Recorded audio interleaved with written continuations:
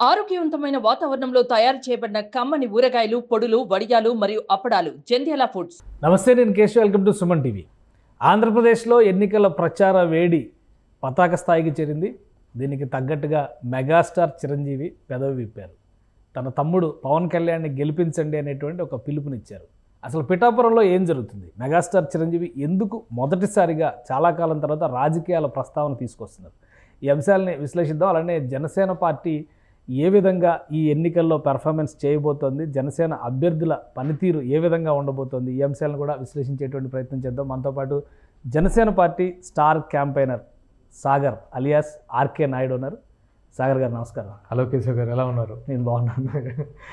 ఏంటి సడన్గా అంటే రాజకీయ, మీరు మామూలుగా సినిమాలు సీరియల్స్ ఇది ఓకే, ఇప్పుడు రాజకీయంలోకి వచ్చి మాట్లాడేటువంటిది ఎలా ఉంది? రాజకీయపరమైనటువంటి అంశాలపైన చర్చలు ఏ విధంగా ఉన్నాయి? అంటే ఫస్ట్ ఆఫ్ ఆల్ నేను ఒకటి డిస్క్లైమర్ చేయాలన్నమాట. నేను రాజకీయ నాయకుడిగా కాదు ఇక్కడ వచ్చింది.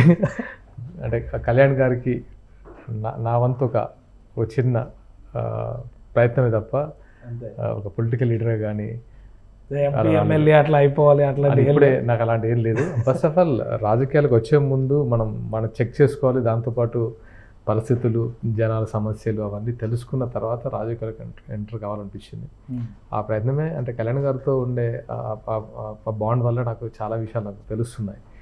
ఫస్ట్ మనం తెలుసుకోవాలి, జనాల అవసరాలు ఏంటి, వాళ్ళ సిచ్యువేషన్స్ ఏంటి తెలుసుకున్న తర్వాత అప్పుడు అసలైన పార్టీస్లోకి రావాలనుకుంటున్నాను. అసలు ఎలా కళ్యాణ్ గారితో ఎలా కనెక్ట్ అయ్యారు? అంత ఇన్ఫ్లుయెన్స్ చేసేటువంటి క్యారెక్టర్ ఆయనలో ఏం చూసారు? అయ్యో, అంటే ఇది ఇప్పుడు కాదు, ఆల్మోస్ట్ ఒక 2 years బ్యాకే కళ్యాణ్ గారితో నాకు మా ఫ్యామిలీకి ఉండే గద్దర్ గారితో ఒక మంచి సంబంధాలు ఉండేవి. గద్దర్ గారితో ఉన్న ఆ భావజాలం ఒకసారి కళ్యాణ్ గారితో అనుకోకుండా ఒక కామన్ ఫ్రెండ్ వెంకీ గారని ఆయనతో షేర్ చేసుకోవడం, ఆయన దానికి ఇంప్రెస్ అవ్వడం, తర్వాత మా ఇద్దరి మధ్య కొన్ని అంటే కలిసినప్పుడల్లా అంటే పాలిటిక్సే కాదు అండ్ ఆ కమ్యూనిస్ట్ భావజాలం కానీ and situations in AP, in Telangana, ఇలాంటివన్నీ ర్యాండమ్గా మాట్లాడుకున్నప్పుడు తను అన్నారు, అంటే నేను సినిమా ఇండస్ట్రీ అనుకున్నాను, ఇలాంటి విషయాలు మీకు తెలుసా, అసలు ఇలాంటి దాంట్లో మీకు ప్రవేశం ఎలా ఉంది, అంటే ఫ్యామిలీ బ్యాక్గ్రౌండ్ అది ఇది తెలుసుకున్న తర్వాత నాకే అనిపించింది అంతో కలిసి ఒక ప్రయాణం చేయాలి, ఒక జర్నీ చేయాలని. సో అలా మొదలైన జర్నీ తెలంగాణ ఎలక్షన్ టైంలో కలిసినప్పుడు ప్రచార కార్యదర్శిగా నాకు అంటే ఒక ప్రోటోకాల్ ఇవ్వడం, తర్వాత నేను పాల్గొనడం, తర్వాత స్టార్ క్యాంపెయిన్గా ఒక హోదా ఇవ్వడం, తర్వాత అంటే ఆయనతో పాటు ఒక నడిచే ఒక నాకు ఆ పర్మిషన్ ఇవ్వడం, అదంతా ఒక అలా జరుగుతుంది.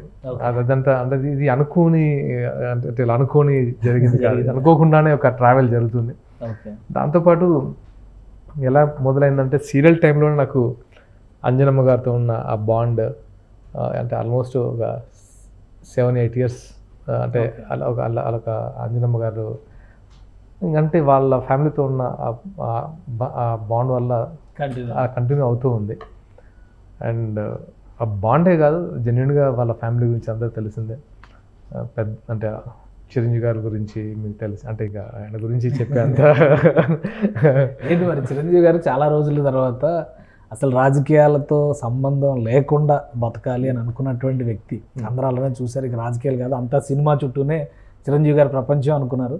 మొదటిసారిగా మొన్న కళ్యాణ్ గారిని పిలిచి 5 కోట్లు డొనేషన్ ఇవ్వడమే ఒక ఇండికేషన్.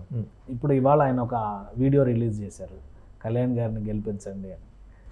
బేసిక్గా ఏంటంటే కళ్యాణ్ గారి గురించి యాజ్ ఏ ఫ్యామిలీ మెంబర్గా చిరంజీవి గారికి తెలిసినంత ఎవరికి తెలియదు. ఎందుకంటే ఆయన చిన్నప్పటి నుంచి చూస్తున్నారు. అండ్ ఆయన ఫైట్ చేసే విధానం కానీ, ఆయన ఎంత నిజాయితీపరుడు, ఆయన సంపాదించిన, అంటే ఇప్పుడు వీడియోలో కూడా మెన్షన్ చేశారు చిరంజీవి గారు, ఆయన సంపాదించిందంతా జనం కోసమే దారపోస్తున్నారు. అంటే ఆయన రాకుండా, అంటే ఒక కుటుంబ సభ్యుడిగా ఆయన వంతు ఆయనకి ఎలా, అంటే నాట్ ఓన్లీ ఒక పొలిటీషియన్గా కాదు, ఒక అన్నగా ఆయన ఏం చెప్పాలో అది స్పష్టంగా అర్థమవుతుంది. అండ్ చిరంజీవి గారు ఇచ్చిన ఈ బైట్ నాట్ ఓన్లీ పిఠాపురంలోనే కాదు, టోటల్ ఆంధ్రప్రదేశ్ మొత్తము ఆ ఎఫెక్ట్ ఉంటుందని నా అభిప్రాయం. ఎందుకంటే ఇంతవరకు దూరంగా ఉన్న చిరంజీవి గారు అంటే ఎప్పటి నుంచి, అంటే ఒక కుటుంబ సభ్యుడిగానే కాకుండా ఆయనకు రాజకీయాల్లోకి రావడానికి ఎలాంటి హద్దులు ఉన్నాయో మనకు తెలియదు. కానీ ఆయన మనసు మాత్రం డెఫినెట్గా కళ్యాణ్ గారు గెలవాలి, కళ్యాణ్ గారు లాంటి నాయకుడు జనాలకు ఉపయోగపడతాడు అన్న భావనతోనే ఆ మెసేజ్ ఇచ్చినట్టు అర్థమవుతుంది. అండ్ దాంతోపాటు పర్సనల్గా నేను చాలా విషయాలు గమనించాను. అంటే ఏంటంటే జనాల్లో నాకు పర్సనల్గా కరోనా టైంలో అనుకుంటా చిరంజీవి గారు ఫిల్మ్ ఇండస్ట్రీ గురించి గవర్నమెంట్ దగ్గరికి వెళ్తే వాళ్ళు ట్రీట్ చేసిన విధానం కానీ, కొంతమంది అంటే అంటే అలాంటి పెద్ద మనిషిని అలా ట్రీట్ చేయకూడదని నొచ్చుకున్న వాళ్ళు చాలామంది ఉన్నారు. ఇండస్ట్రీలో ఉన్నారు, బయట ఫ్యాన్స్లో ఉన్నారు, కామన్ పీపుల్. అంటే ఆ పార్టీ ఈ పార్టీ అని లేదు. అంటే చిరంజీవి గారు లాంటి వ్యక్తి అలా వెళ్ళినప్పుడు వాళ్ళు ఇలా స్పందించకూడదు, ఇంకొంచెం బెటర్గా అలాంటి పెద్ద మనిషిని ఎలా ట్రీట్ చేయాలో తెలియదని అది మాత్రం చాలామంది చినిపుచ్చుకున్నారు. అండ్ ఇంకా రకరకాల కారణాలు ఉన్నాయి. అంటే చిరంజీవి గారు మెన్షన్ చేసినటువంటి అంశాలు ఒకటి కళ్యాణ్ గారికి నిజాయితీ పరుడు, తన సోదరుడు, ప్రజల కోసం ఆలోచిస్తారనేటువంటి ఆస్పెక్ట్ ఒకటైతే, మీరు గెలిపించి చూడండి ఆయన ఏం చేస్తారో మీకు తెలుస్తుంది అని ఒక సవాల్ తరహాలో మాట్లాడారు. అంటే ఎందుకు పవన్ కళ్యాణ్ గారి మీద ఫ్యామిలీలో ఉండేటువంటి అటాచ్మెంట్ ఓకే, కానీ ప్రజలు ఎందుకు నమ్మాలి అనే దాని మీద ఒక క్లారిటీ చిరంజీవి గారు చెప్పిన మాటలో ఉందంటారా? డెఫినెట్గా. అంటే ఈజ్ వెరీ కాన్ఫిడెంట్. చిరంజీవి గారు కాన్ఫిడెంట్గా చెప్తున్నారు, గెలిపించి చూడండి మా తమ్ముడు ఏం చేస్తారు మీరే చూస్తారంటే ఆయనకి ఎంత కాన్ఫిడెన్స్ ఉంటే ఆ మాట చెప్పగలరు. సో అంటే చిరంజీవి గారు మొన్న సీఎం రమేష్ గారి గురించి కావచ్చు, మీరు అంటే ఆయనకు ఒక కాన్ఫిడెన్స్ ఉంటుంది మనుషుల మీద, ఊరికే చెప్పరు కదా. అంటే ఆయన అంత కాన్ఫిడెంట్గా, అంటే మనిషిని ఎన్నో సంవత్సరాలు చూస్తే కానీ అంత కాన్ఫిడెంట్గా చెప్పరు. అలా కళ్యాణ్ గారి గురించి చెప్పడం అనేది కామన్ విషయం. అది కాకపోతే జనాలకి ఏంటంటే మీరు రైజ్ చేసినటువంటి పాయింట్ని బట్టి చూస్తే చిరంజీవి గారు ఆ సందర్భంలో ఏమన్నా ఫీల్ అయ్యారా? అప్పుడు ఏపీ గవర్నమెంట్తో చర్చలు జరిపారు, 2 సందర్భాల్లో జరిగినాయి. కరోనా టైంలో వెళ్ళి కలిశారు, మాట్లాడారు. తర్వాత టికెట్ల ధరల విషయంలో కూడా ఒక పెద్ద క్లాష్ నడిచింది. చిరంజీవి పవన్ కళ్యాణ్ గారి సినిమా గురించి ఆ నిర్ణయం తీసుకోవాలనే చర్చ కూడా జరిగింది. చిరంజీవి గారు ఫీల్ అయ్యారో లేరో అంటే చిరంజీవి గారు లాంటి అంటే ఆయన వ్యక్తిత్వం గురించి అందరూ తెలుసు, చాలా సాఫ్ట్ స్పోకెన్ అండ్ చాలా సున్నితమైన మనసు. అంటే చాలామంది చూసారు ఆయన ఎలాంటి విషయాలను ఎలా రియాక్ట్ అవుతారు, పెద్దగా తీసుకోరు. ఏమైనా అన్నా కూడా వాళ్ళ విజ్ఞతకు వదిలేస్తారు తప్పితే పెద్దగా. కానీ చాలామంది మాత్రం నొచ్చుకున్నారు. ఇప్పుడు అంటే మెగా ఫ్యాన్స్ అనే కాదు, చాలామంది అరే ఈయన ఇలాంటి వ్యక్తి వెళ్ళినప్పుడు ఇలా ట్రీట్ చేయవచ్చు, ఇలా ట్రీట్ చేయాల్సింది కాదు అని చాలామంది బాధపడ్డ సందర్భాలు అయితే చాలామంది షేర్ చేసుకుంటారు. అరే ఇలా కాదు కదా. ఇండస్ట్రీ పర్సన్ అంటే చిరంజీవి గారు అంటే ఎప్పటి నుంచి ఇదే మెగాస్టార్ ఆయన అలాంటి పర్సన్ అలా వెళ్ళి అది కొంచెం ఇబ్బంది అనిపిస్తుంది. ఇప్పుడు చిరంజీవి గారు మాట్లాడారు కాబట్టి ఒకటి ఆయన రాజకీయాల్లోకి వస్తున్నటువంటి ఇండికేషను, లేదా రాజకీయాలపైన మరొకసారి ఆయన ఆసక్తి పెంచుకుంటున్నారు అనుకోవచ్చా? చిరంజీవి గారు లాంటి వాళ్ళు రాజకీయాల్లోకి వస్తే నిజంగా సంతోషించే వాళ్ళు కొన్ని కోట్ల మంది ఉన్నారు. అది అందరికీ అంటే ఆయనకు అలాంటి కొన్ని బ్యాడ్ మూమెంట్స్ ఉండొచ్చు ఆయన ప్రస్థానంలో. ఆయన అందరిలాగా అంటే మీన్స్ ఆయన మనస్తత్వం ఏంటంటే ఎందుకు ఈ మాటలు పాడడం, అంటే మనం చేస్తుంది మంచి అయినప్పుడు అక్కడ ఉండి చేయాలా, లేకపోతే ఇప్పటికైనా అంటే రాజకీయాలు అంటే ఒక్కొక్కరి స్టైల్ ఒకలా ఉంటుంది. ఆయన రాజకీయాలకు అతీతంగా సేవ చేస్తున్నారు. ఆయన అంటే ఆయన నాకు తెలిసి ఎవ్రీడే ఏదో ఒకటి ఆయన ఇంటి నుంచి ఏదో ఒక సహాయం బయట వాళ్ళకి వెళ్తూనే ఉంటుంది. సో అలా కూడా అనుకోవచ్చు. మొత్తానికి ఏంటంటే చిరంజీవి గారు లాంటి వ్యక్తి సపోర్ట్ చేయడం అనేది అయితే అందరికీ అది చాలా సంతోషకరమైన విషయం. అండ్ నిజంగా అది జనసేనకే కాదు, యావత్ ఆంధ్ర రాష్ట్రం మొత్తం ఇంపాక్ట్ ఉంటుంది. పవన్ కళ్యాణ్ గారిని గెలిపించండి అనేది చెప్పారు, జనసేనని గెలిపించండి, కూటమిని గెలిపించండి అనలేదు కదా. అనలేదు, కానీ అది కూటమి మొత్తం వర్తిస్తుందని నా అభిప్రాయం. ఎందుకంటే కళ్యాణ్ గారు లాంటి నాయకుల వల్లే ఒక కూటమి ఫామ్ అయింది. కళ్యాణ్ గారు లేకపోతే ఆ కూటమి ఫామ్ అయ్యేది కాదని అందరికీ తెలుసు. సో కళ్యాణ్ గెలిపిస్తే కూటమి గెలిపించినట్టే. సో డెఫినెట్గా కూటమి కూడా చాలా బలంగా ఉంది. అంటే మేము ప్రచారానికి వెళ్ళినప్పుడు చూస్తున్నాం కదా, ఇందుకు ప్రజలు చాలా కసితో ఉన్నారు. అంటే ఈసారి ఒక మార్పు కోరుకుంటున్నారు అనేది చాలా స్పష్టంగా అర్థమవుతుంది. అండ్ ఈ 1 వీక్ అంటే ఈ 2-3 డేస్ నుంచి మాత్రం చాలా ఓపెన్గా ఉన్నారు. మేము ఎట్లయినా సరే కూటమిని గెలిపిస్తామని చాలా స్ట్రాంగ్గా, అంటే అంతకుముందుకి ఇప్పటికీ ఒక తెలియని ఒక అంటే ఒక ధైర్యంతో చెప్తున్నారు. ఇప్పుడు కూటమి గెలవాలి, కూటమి గెలుస్తుంది.